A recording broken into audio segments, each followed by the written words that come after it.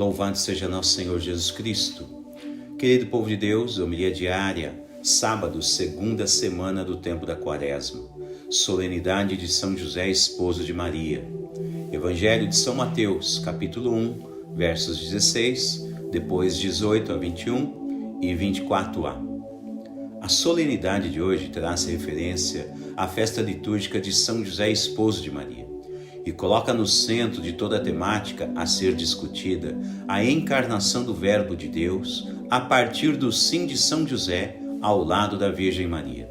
As leituras enfatizam alguns pormenores da história da salvação, a qual quer apresentar São José como um dos herdeiros da linhagem real e sacerdotal, que são apontadas em toda a Sagrada Escritura desde a vocação e o chamado de Abraão. O relato bíblico da segunda leitura acena um dado importantíssimo, onde Abraão é o primeiro pai na fé, e por isso se tornou uma fonte de bênçãos a muitas gerações futuras. Consequentemente, após as bênçãos recebidas por Abraão, a história bíblica nos presenteia com a feliz passagem entre o rei Davi e o profeta Natã, o qual, deixando-se ser um instrumento de Deus, anuncia a Davi o seu perdão e diz a ele que a sua linhagem genealógica perpetuará, atingindo seu ápice no tempo da encarnação do Verbo de Deus, que de certa forma, no caso de hoje e devido à festa que celebramos, tem como protagonismo o sim de São José. Com efeito, a relevância da figura de São José ganha toda a sua força a partir de sua união com a Virgem Maria e a adoção paterna do menino Jesus. São dados cruciais para refletir sobre a solenidade de hoje, em que a Igreja Católica coloca em destaque a figura de São José. Como é que tudo isto acontece na vida de São José? Vamos ver que, apesar dos relatos bíblicos sobre São José serem demasiadamente poucos, notamos que são extratos sublimes para adquirir bons conhecimentos sobre sua missão e o impacto positivo de sua influência na história da salvação. A importância do sim de São José é algo simplesmente exemplar para todas as pessoas, principalmente aquelas que se interessam cada vez mais em se aprofundar nos caminhos propostos por Deus. Em reflexões como esta de hoje, sempre é bom lembrar que o culto de latria, ou seja, culto de adoração, ofertamos somente a Deus unitrino. Abaixo deste culto de latria, ofertamos o culto de hiperdulia à Virgem Maria, que quer dizer acima da honra, ou seja, a Virgem Maria está abaixo do culto de latria ofertado à Santíssima Trindade e está acima do culto dos santos, inclusive de São José. Pois bem, a São José e aos outros santos, que estão todos abaixo do culto de latria e o culto de hiperdulia, prestamos o culto de dulia, que quer dizer honra e veneração. Importante dar ênfase a uma vertente como esta dentro do contexto desta reflexão de hoje, pois São José é considerado pela Igreja Católica o maior de todos os santos do céu após a Virgem Maria. Pois bem, após esta pequena explicação resumida sobre adoração e veneração, voltemos ao centro da festa de hoje, ou seja, São José. Então, toda a vida de São José é um grande exemplo de entrega total a Deus, visto que mesmo em meio a tantos momentos desafiadores em sua vida, ele aceita a proposta de Deus e abandona os seus projetos pessoais de vida para seguir com muita confiança aos novos caminhos indicados por Deus. Repare o quanto a presença de São José na liturgia de hoje quer nos ensinar como devemos agir em relação aos desígnios de Deus em nossas vidas. Ao ser tocado pela graça de Deus, São José não vacila e toma a sábia decisão em ouvir a voz de Deus em todo o tempo de sua vida.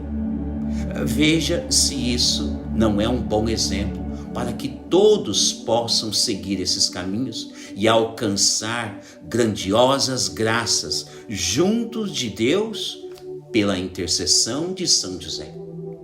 De fato, antes de ser visitado pelo anjo Gabriel em sonhos, São José trazia uma proposta de vida pessoal em relação ao enlace matrimonial com Maria.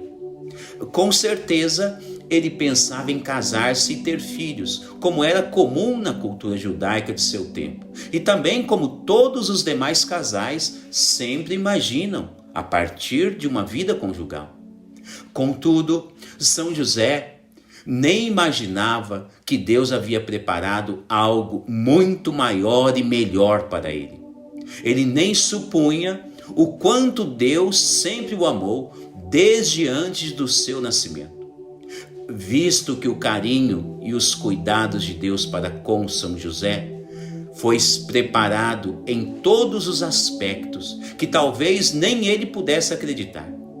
Sendo assim, em primeiro lugar, Deus prepara e convida a mais bela de todas as mulheres para o enlace matrimonial com São José. Deus envia um mensageiro à casa de Maria e convida para ser mãe do Salvador, como narra São Lucas em capítulo 1, versos 26 em diante. Note o quanto Deus cuida de todos os detalhes, até mesmo aqueles que pareçam ser os menores. Assim também Deus quer realizar na vida de todos os seus filhos e filhas. Basta observar atentamente como Deus fez e atuou na vida de São José.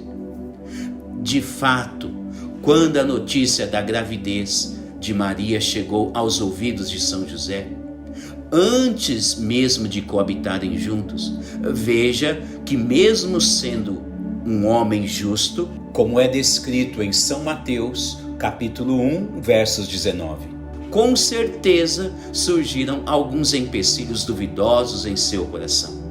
Aliás, é bom considerar que a virtude da justiça na vida de São José foi algo notável, a qual concedeu a ele ter bons discernimentos em relação às decisões seríssimas que ele sempre deveria tomar em sua vida. Como, por exemplo, em relação à gravidez inesperada de Maria, sua futura esposa. Haja vista que mesmo nas situações como esta na vida de São José, mesmo assim, fez dele um homem exemplar a tal ponto de ser observado sempre com a finalidade de ser seguido em cada um dos seus passos.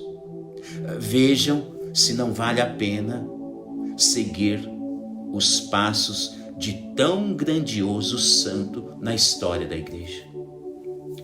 As dúvidas em relação à gravidez a Maria foi logo sanada com o imenso amor que Deus sente por todos os seus filhos e filhas. Obviamente, não poderia ser diferente com aquele que iria cuidar de seu filho unigênito e da Virgem Maria. Com todos os caprichos do céu, Deus envia o mesmo mensageiro que enviou a Virgem Maria, São Gabriel Arcanjo. E em sonhos, São Gabriel visita São José e avisa-o sobre o que aconteceu à sua futura esposa, a Virgem Maria. Diz São Gabriel a São José que a criança que irá nascer do ventre santíssimo da Virgem Maria é obra do Espírito Santo. Citação de Mateus, capítulo 1, versos 20. Então, após sentir toda esta experiência maravilhosa do amor de Deus, mesmo em sonhos, São José não tem mais dúvida alguma do que ele deve fazer. Agora São José levanta decidido daquele momento no qual ele estava adormecido. Ao se levantar, ele diz sim a Deus e torna-se esposo da Virgem Maria e pai adotivo de Jesus. Na verdade, se levarmos em consideração muitos pontos vulneráveis que às vezes atingem em cheio nossas vidas, podemos extrair das atitudes notáveis e práticas da vida de São José inúmeros bons exemplos e aplicá-los tranquilamente a cada momento de nossa vida diária. Quantas qualidades e virtudes maravilhosas a serem observadas, como por exemplo, note a atitude que se refere em não querer denunciar Maria, mesmo sabendo que a gravidez não era fruto seu, pois eles ainda não haviam se casado. Veja que este fato é algo simplesmente estupendo e grandioso. Um homem com várias virtudes exemplares a serem contempladas. Não há como negar que aqui vemos também a virtude da piedade cristã, pois ele guarda em seu coração todas as preocupações daquele matrimônio e fica refletindo sozinho sobre o que poderia ter acontecido com Maria. E mesmo não conseguindo mensurar toda aquela situação que naquele momento para ele era constrangedora, mesmo assim ele permanece em segredo consigo mesmo, com o objetivo de que ninguém fizesse mal à Virgem Maria. Que exemplo digno de ser vivido por todos os homens e mulheres da face da terra. Bom, caminhando para o encerramento desta reflexão e vendo quantos dons ornou a São José na terra, então podemos imaginar os privilégios, todos eles, que este grande santo goza lá no céu. Um dos grandes privilégios, com certeza, é sua grandiosa intercessão. Não tenha receio algum de se aproximar da grandiosidade de São José, ao lado da Virgem Maria, para suplicar bênçãos, graças sobre cada uma de suas orações e intenções. Santa Teresa de Ávila dizia: tomei então por meu advogado o patrono, o glorioso São José, e a ele me confiei com fervor. Vi claramente que a sua ajuda me foi sempre maior do que eu pudesse esperar.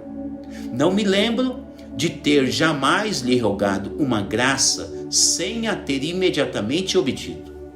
A outros santos parece que Deus concedeu socorrer-nos nesta ou naquela precisão.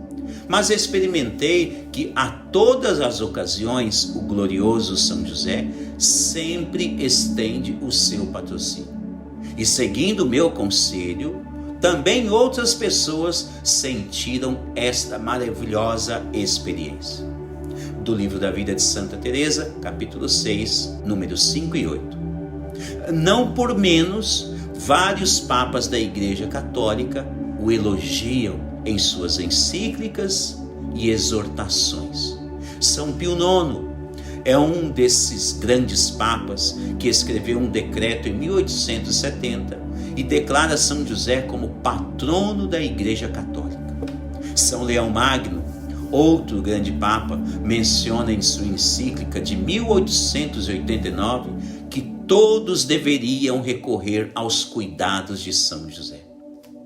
Sendo assim, se Deus confiou os seus mais preciosos tesouros, o menino Jesus e a Virgem Maria, aos cuidados de São José, não deveríamos todos nós recorrer aos cuidados preciosos deste grande santo no céu?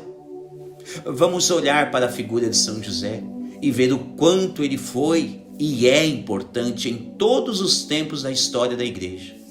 Peçamos a São José os mesmos cuidados os quais ele teve com a Virgem Maria e o menino Jesus.